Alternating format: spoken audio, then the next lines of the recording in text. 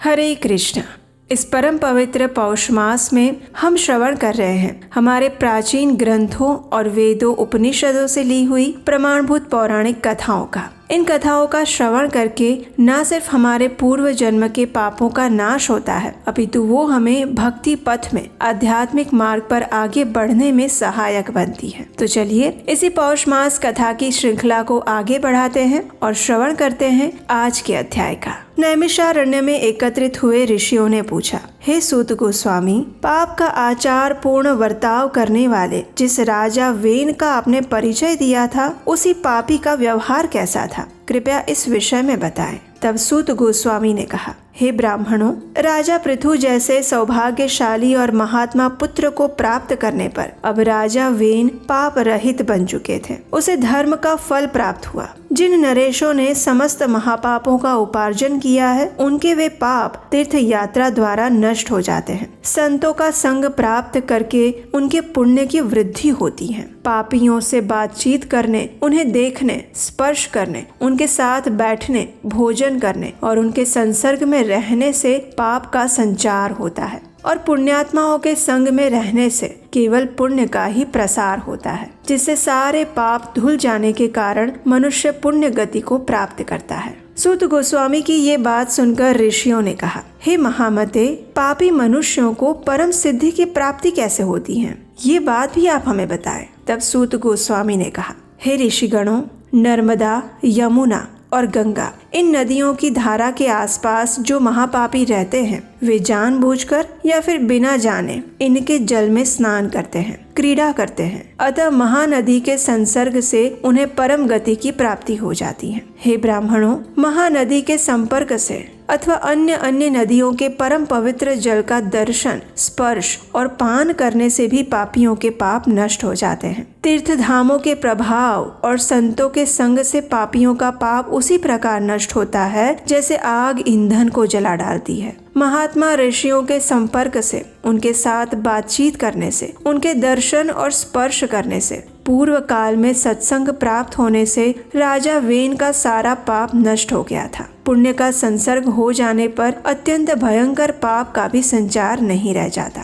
पूर्व काल में मृत्यु की एक सौभाग्यशाली कन्या थी। उसका नाम सुनीता रखा गया था। वह अपने पिता के कार्यों को देखती और खेल कूद में सदैव उन्हीं का अनुकरण किया करती। एक दिन सुनीता अपनी सखियों के साथ खेलती हुई वन में चली गई। वहाँ गीत की ध्वनि उसके कानों में पड़ी और तब सुनीता ने उस ओर दृष्टिपात किया। वहाँ पर देखा तो गंधर्व कुमार महाभाग सुशंख भारी तपस्या में लगे हुए थे। उसके सारे अंग बड़े ही मनोहर थे और अब सुनीता प्रतिदिन वहाँ जाकर उस तपस्वी को सताने लगी। सुशंख रोज रोज उसके अपराध को क्षमा कर देता और कहता, जाओ, चली जाओ यहाँ से। उसके ये कहने पर वह बालिका क्रोधित हो जाती और उस बेचारे तपस्वी को मारने लगती।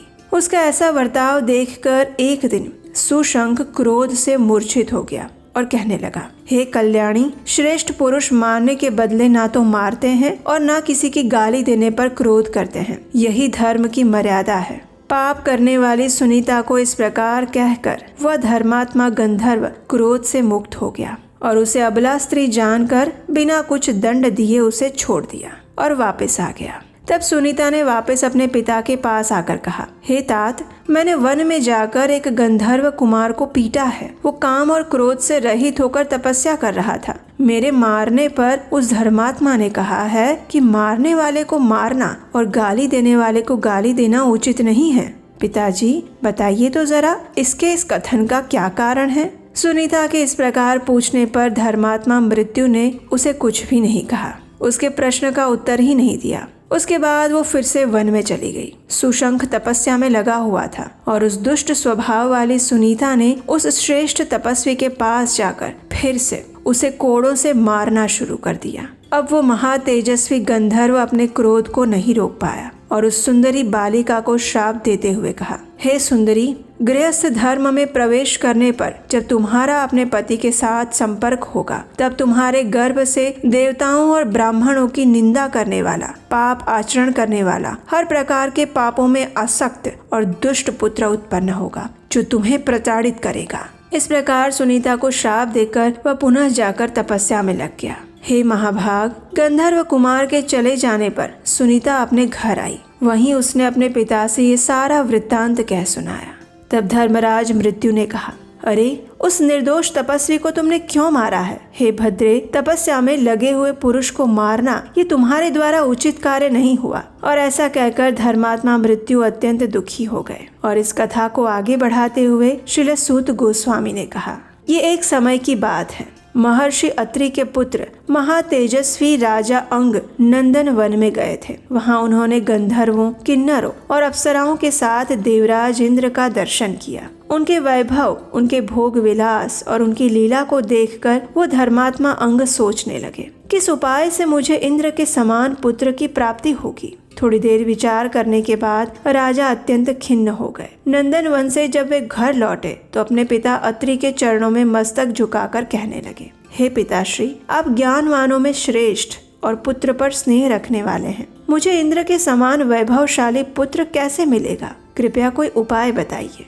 तब ऋषि अत्रि ने कहा, हे साधु श्रेष्ठ, भक्ति करने और श्रद्धा पूर्वक ध्यान लगाने से भगवान श्री विष्णु संतुष्ट हो जाते हैं। और जब वे संतुष्ट होते हैं तो वे सदा ही सब कुछ देते रहते हैं। भगवान श्री गोविंद सब वस्तुओं के दाता हैं, उनकी उत्पत्ति के कारण हैं, सर्वज्ञ, सर्ववेत्ता, सर्वेश्वर और परम पुरुष हैं। इसलिए तुम उनकी उपासना करो। हे पुत्र, तुम जो भी चाहते हो वो सब उनसे प्राप्त होगा। भगवान श्री विष्णु सुख, परमार्थ और मोक्ष प्रदान करने वाले हैं, इस जगत के ईश्वर हैं। इसलिए जाओ, उनकी आराधना करो, उन्हीं से तुम्हें इंद्र के समान पुत्र प्राप्त होगा। अपने पिता से आज्ञा लेकर राजा अंग ने प्रस्थान किया। वे सुवर्ण और रत्नमय शिखरों से सुशोभित मेरुगिरी पर्वत के मनोहर शिखर पर चले गए और वहां पहुंचकर उन्होंने गंगा जी के पवित्र तट पर एकांत में स्थित रत्नमय कंदरा में प्रवेश किया। महामुनि अंग बड़े मेधावी और धर्मात्मा थे। उन्होंने काम और क्रोध का त्याग कर दिया, संपूर्ण इंद्रियों को अपने वश में किया और भगवान के सुंदर स्वरूप का ध्यान करने लगे। क्लेशहारी भगवान श्री कृष्ण का ध्यान करते करते वे इतने तन्मय हो गए कि बैठने, सोने, चलने और चिंतन करने के समय भी उन्हें नित्य प्रतिदिन भगवान श्री मधुसूदन ही दिखाई देने लगे। उनका मन भगवान में लग गया था। वे योग युक्त और जितेंद्रिय बन गए थे। सूखे और गीले समस्त पदार्थों में केवल भगवान विष्णु का ही दर्शन करते और इस प्रकार तपस्या करते हुए उन्हें 100 वर्ष बीत गए। नियम, संयम और उपवास के कारण उनका संपूर्ण शरीर दुर्बल हो चुका था। फिर भी वे अपने तेज से सूर्य और अग्नि के समान दैदीप्यमान दिखाई दे रहे थे। इस प्रकार तपस्या में प्रवृत्त होकर ध्यान में लगे हुए राजा अंग के सामने एक दिन भगवान श्री विष्णु प्रकट हुए और उनसे कहने लगे, हे मानद, तुम जो भी इच्छा रखते हो ऐसा वर मांगो। इंद्रियों के स्वामी भगवान वासुदेव को अपने समक्ष उपस्थित देखकर राजा अंग को अत्यंत प्रसन्नता हुई। उनका चित्त हर्षित हो गया। वे भगवान को प्रणाम करके उनकी स्तुति करने लगे। मधुसूदन की स्तुति करते हुए राजा अंग ने कहा, हे भूत भावन, आप ही संपूर्ण भूतों की गति हैं। आप प्राणियों की आत्मा, सब भूतों के ईश्वर और सगुण स्वरूप धारण करने वाले हैं। आपको नमस्कार है। गुणकर्ता, गुण संपन्न और गुणात्मा भगवान को प्रणाम है। आप भव संसार रूप, भवकर्ता और भक्तों के संसार बंधन का अपहरण करने वाले हैं। भव की उत्पत्ति के कारण होने से आपका नाम भव है। इस भव में आप अव्यक्त रूप से छिपे हुए हैं, इसीलिए आपको भव गुह्य कहा गया है। आप रुद्र रूप से इस भव संसार का विनाश करते हैं, इससे आपका नाम भव विनाशी है। आपको प्रणाम है। आप यज्ञ रूप, यज्ञेश्वर, यज्ञ और यज्ञ कर्म में संलग्न हैं। शंख धारण करने वाले भगवान, आपको प्रणाम है। आप सब प्रकार की मूर्तियों को धारण करने वाले और कल्याणकारी हैं। आपको नमस्कार है। आप सबके धाम और धामधारी हैं। आप श्रीमान, श्रीनिवास, श्रीधर, क्षीर सागर वासी और अमृत स्वरूप हैं। महान औषध, दुष्टों के लिए घोर रूपधारी, महाप्रज्ञा परायण, अक्रूर, प्रमेध्य और मेध्यों के स्वामी, आप परमेश्वर को नमस्कार है। आपका कहीं भी अंत नहीं होता। आप अशेष और अनग हैं।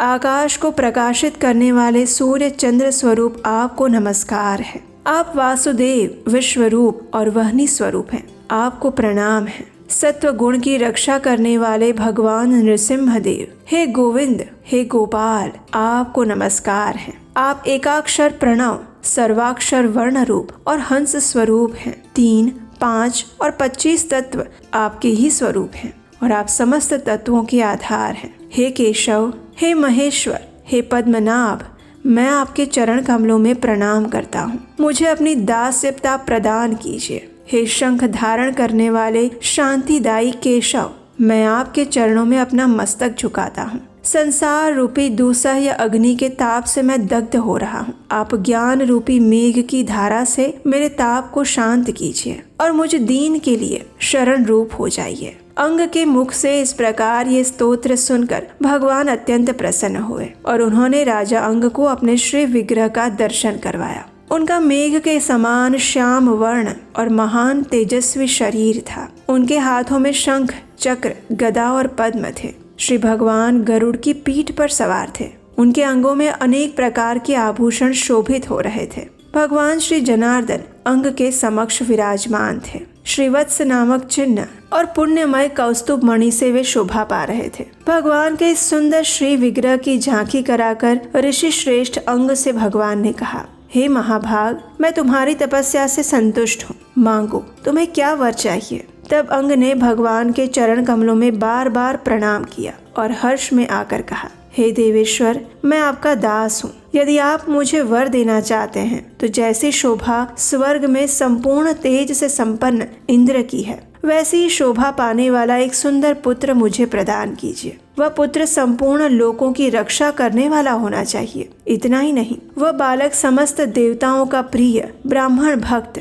दानी, त्रिलोकी का रक्षक, सत्य धर्म का पालन करने वाला, यजमानों में श्रेष्ठ, त्रिभुवन की शोभा बढ़ाने वाला, अद्वितीय शूरवीर, वेदों का विद्वान, सत्य प्रतिज्ञ, जितेंद्रिय, शांत, तपस्वी और सर्वशास्त्र में विशारद हो। हे प्रभु, अगर आप वर देने के लिए उत्सुक हो तो मुझे एक ऐसा ही पुत्र प्रदान कीजिए। ये सुनकर भगवान वासुदेव ने कहा, हे महामते, तुम्हें इन सद्गुणों से युक्त उत्तम पुत्र की प्राप्ति अवश्य होगी। वो अत्रि वंश का रक्षक और संपूर्ण विश्व का पालन करने वाला होगा और तुम भी मेरे परम धाम को प्राप्त करोगे। इस प्रकार वरदान देकर भगवान विष्णु वहां से अंतर्ध्यान हो गए। श्रील सूत गोस्वामी द्वारा राजा अंग के विषय में सुनाए गए इस चरित्र को श्रवण करने के बाद नैमिषारण्य के ऋषियों ने सूत गोस्वामी से कहा, हे सूत जी, गंधर्व श्रेष्ठ सुशंख ने जब सुनीता को श्राप दिया था तो वो श्राप उसके ऊपर किस प्रकार लागू हुआ, उसके बाद सुनीता ने क्या किया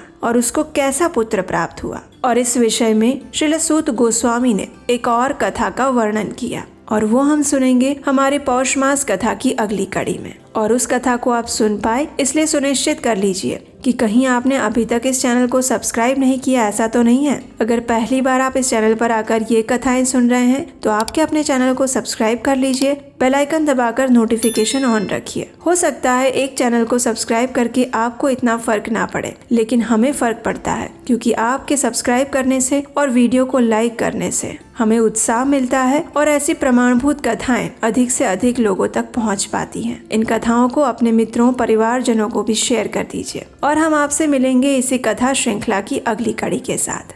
हरे कृष्णा।